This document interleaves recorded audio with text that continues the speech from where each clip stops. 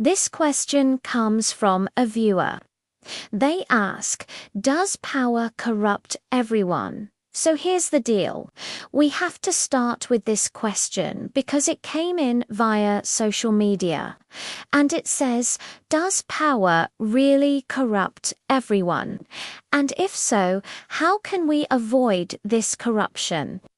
And there are different ways of interpreting the question that I want to start by acknowledging. So when someone asks this question, one of the first things you do is consider, like, what kind of power are we talking about? Is this the power of a god? Is it the power of a person who has certain special capabilities or abilities that they had before they got into positions of power? Is this the power that comes with wealth? Is it the power that comes with physical strength? Is it the power that comes with being charismatic? Is it the power that comes with belonging to a particular group? Is it the power that comes with being particularly smart or intelligent? Now, obviously, these are all very different kinds of power. But in any case, let's suppose what the person means is that let's take someone and we give them power over others, political power, social power, economic power. Does that kind of power corrupt people? And if so, how does it corrupt them, and how can we avoid this corruption? That's the way I'm going to understand the question. Now, it's a fair question, right? If you look at human history, you see people who started out with good intentions. They genuinely wanted to make the world a better place for people. They genuinely cared about justice, fairness, equality, helping those who were worse off than themselves. You look at people like that, and then you see them after they've been in power for some time. And depending on the person, what you often see is someone who maybe doesn't seem quite as nice. Maybe someone who seems less concerned with the plight of those less fortunate than themselves. Someone who seems to be more focused on keeping the power than on serving others. Someone who seems more interested in punishing those who disagree with them than actually trying to understand their perspective. And you look at that and you think, yeah, power sure seems to corrupt a lot of people. But then other people come along and you look at them and you see them in positions of power and they remain the same person. They're still as concerned about the plight of other people as they always were. They're still as fair, just, and equitable as they always were. They're still as compassionate and caring. So clearly, it's not the case that everyone is corrupted by power. So the question then becomes, how do we know whether we ourselves would be corrupted by power? Would we be able to resist the temptations that come with having power over others? Or will we be like most people and end up caving into those temptations? Well, we don't know unless we try. But we can look at what happens to people who do try. Now, the interesting thing about looking at what happens to people who do try is that there is no shortage of examples of people who try to wield power in ways that benefit others, but end up corrupting themselves in doing so. Mahatma Gandhi is a great example of this. He was someone who was committed to non-violent resistance to oppression. He wanted to free his people from unjust laws. And he did so in a way that he thought would uphold the values he cared about. But in the process, he ended up becoming someone who was revered as a godlike figure by his followers. He ended up becoming someone who could call the shots for an entire nation. And while he didn't seek out this power, once he had it, he used it in ways that arguably corrupted him. He used it to maintain systems of inequality, and he used it to advance policies that were harmful to those he claimed to be helping. In the end, he ended up being assassinated by someone who thought he was betraying the cause he claimed to represent. Here's another example. This is someone who sought out power in order to use it to help others, and in doing so, in seeking that power, corrupted himself. But how could this happen? How could he have known that the very thing he was doing to help others was going to end up hurting them?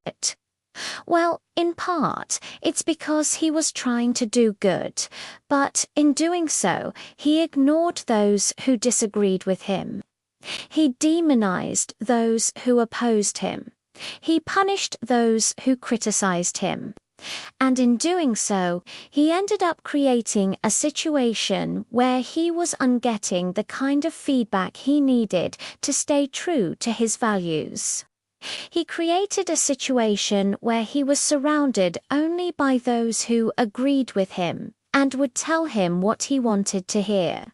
And this is a pattern that we see in many, many people who try to do good but end up doing bad anyway.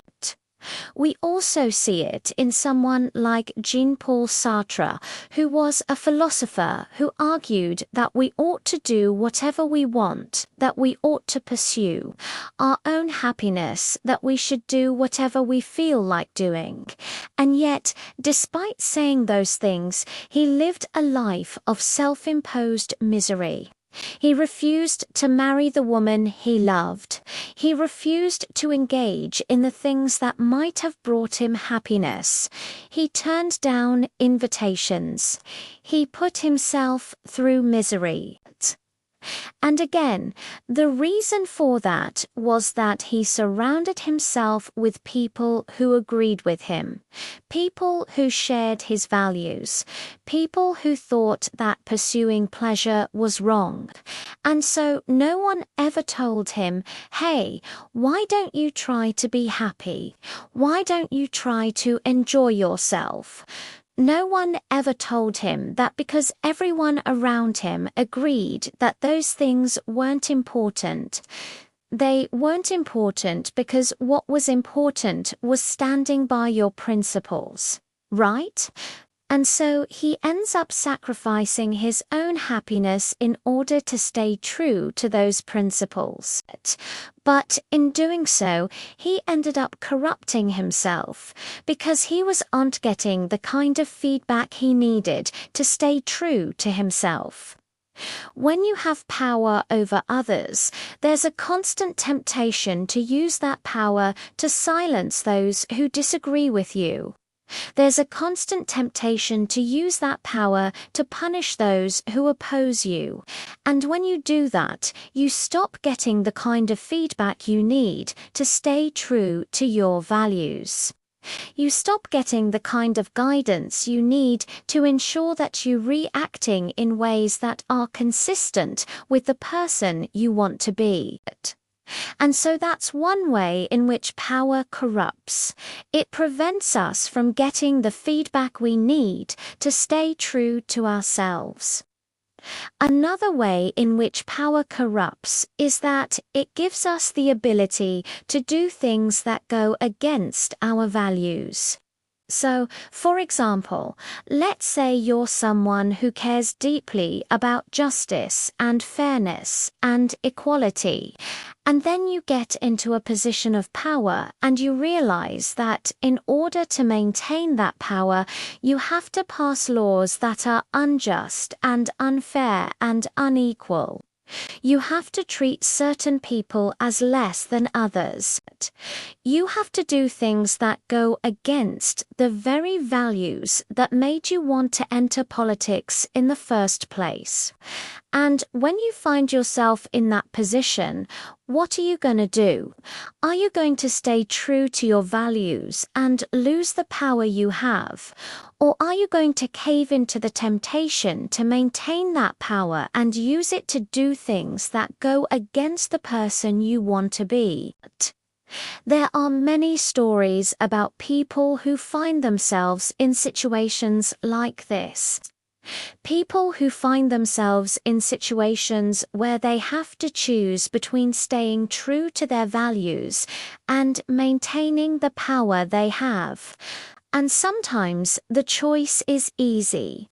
Sometimes people do stay true to their values, even if it means losing the power they have. But sometimes people don't.